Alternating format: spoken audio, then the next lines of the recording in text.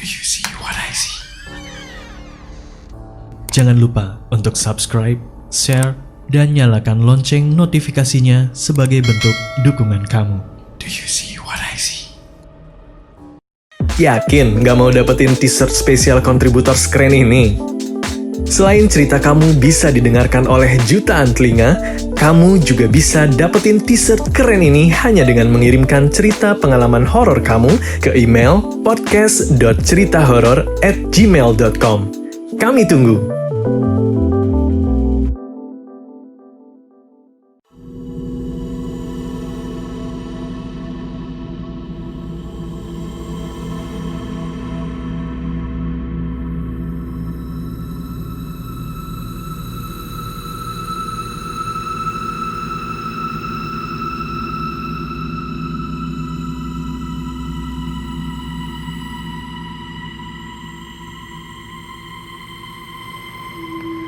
Assalamualaikum. Halo, saya Faye. Apa kabar? Apakah kalian tahu keris? Apakah kalian suka dengan keris? Kakek saya sangat menyukai keris. Walaupun keris itu hanya sebagai koleksi, hanya sebagai pajangan saja di kamarnya. Kakek saya punya banyak sekali keris. Keris itu dia bungkus dengan kain putih dan dipajang begitu saja di kamarnya. Tidak diisi apa-apa, tidak dilakukan ritual apa-apa, tidak dimandikan, juga tidak pernah dibersihkan. Hanya sebagai pajangan saja. Dan keris itu sampai sekarang masih ada di kamar almarhum kakek saya. Kakek saya bukan orang yang percaya akan klinik. Walaupun di kampungnya, di daerahnya, masyarakatnya masih sangat klinik. Masyarakat di sana masih percaya dengan hal-hal yang gaib. Masih percaya dengan, masih melakukan ritual-ritual lah. Tapi tidak dengan kakek saya. Kalau ditanya, kenapa kakek tidak mau melakukan hal ritual seperti mereka? Kakek saya hanya berkata, percaya itu hanya pada Gusti Allah saja. Kalau pakai begitu-begituan, nanti sholat saya tidak diterima. Syirik namanya. Kakek saya bilang begitu. Kakek saya bukan orang yang religius, tapi dia juga tidak percaya akan klinik. Apa ya namanya? Saya tidak tahu. Sampai akhirnya mungkin sekitar tahun 90-an ya, kakek saya meninggal dunia. Sepeninggal kakek saya, tentu saja keris itu lebih tidak diperhatikan lagi. Dan ya masih ada di dalam kamar beliau, hanya sebagai pajangan saja, seperti yang sudah-sudah. Sampai akhirnya beberapa tahun yang lalu, ada seorang tetangga kakek saya ini datang ke rumah. Beliau meminta izin untuk merawat keris-keris peninggalan kakek saya.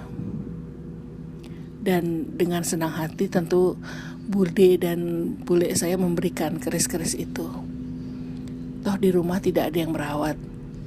Toh di rumah juga kami tidak mengerti mengenai keris. Keris itu akhirnya diambil semua oleh tetangga saya itu. Dan kami sudah tidak pernah melihat keris itu lagi. Sampai akhirnya beberapa tahun yang lalu, keris itu kembali ke dalam rumah kami. Tidak semua sih, hanya satu. Keris itu kembali ke tempatnya semula. Kini dibungkus kain berwarna kuning. Tapi anehnya, setelah keris itu kembali, aura rumah kami jadi berubah. Aura rumah kakek saya menjadi seram. Bahkan terkesan angker saat malam hari. Oh iya, ada yang lupa saya ceritakan. Rumah kakek saya ini terletak di sebuah kota kecil di ujung provinsi Jawa Timur. Kota yang tidak terlalu ramai dan memang masih dipenuhi oleh hal-hal yang berbau mistis. Tapi sebetulnya memang kakek saya tidak pernah melakukan ritual-ritual aneh sih. Ya ada sih kadang-kadang saat tahlilan di rumah, kakek saya biasa ya mereka membakar dupa atau kemenyan. Tapi waktu itu karena tradisi ya, jadi saat membaca doa tahlilan misalnya, ya mereka menyalakan dupa. Karena waktu itu supaya wangi, kakek saya sih bilangnya begitu ya, supaya ruangannya wangi, itu aja sih sebetulnya. Rumah kakek saya sebetulnya tidak pernah terlalu sepi ya, karena kakek saya punya anak banyak, jadi memang punya rumah itu memang dipenuhi banyak kamar. Tapi setelah anak-anaknya kakek saya mulai menikah dan mempunyai keluarga sendiri, satu persatu kan pasti keluar dari rumah itu. Jadi akhirnya rumah itu menjadi sepi. Sampai akhirnya kakek dan nenek saya meninggal, ya yang tinggal di rumah itu hanya bude saya beserta anak, menantu dan cucunya. Dan akhirnya rumah kakek saya menjadi sepi. Kamar-kamar yang tadinya penuh kini menjadi sepi.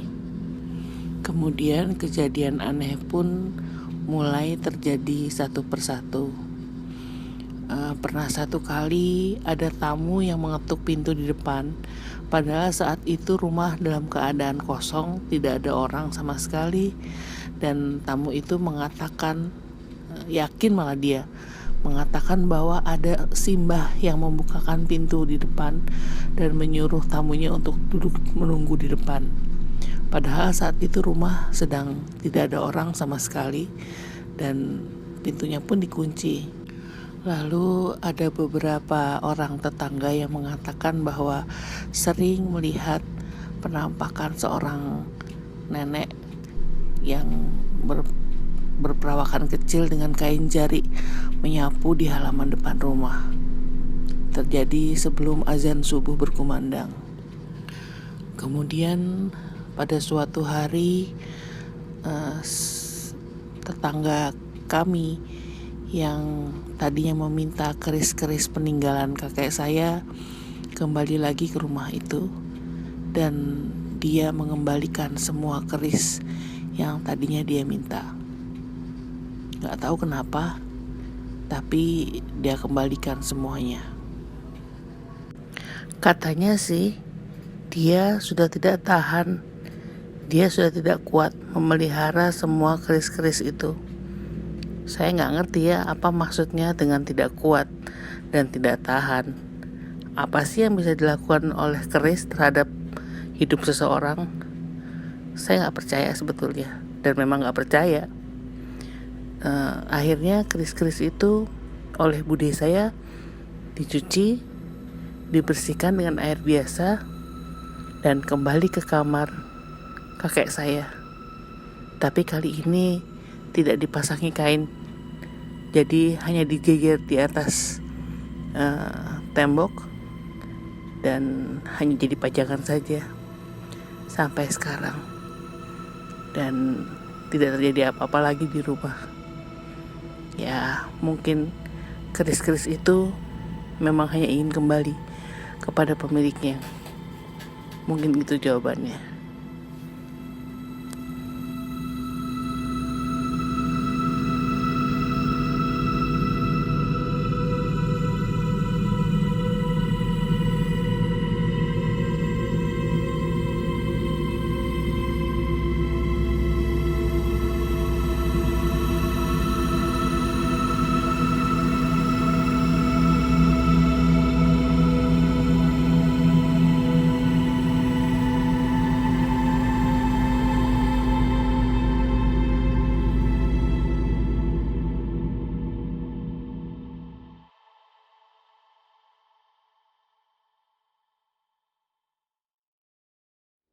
Kamu juga punya pengalaman horor?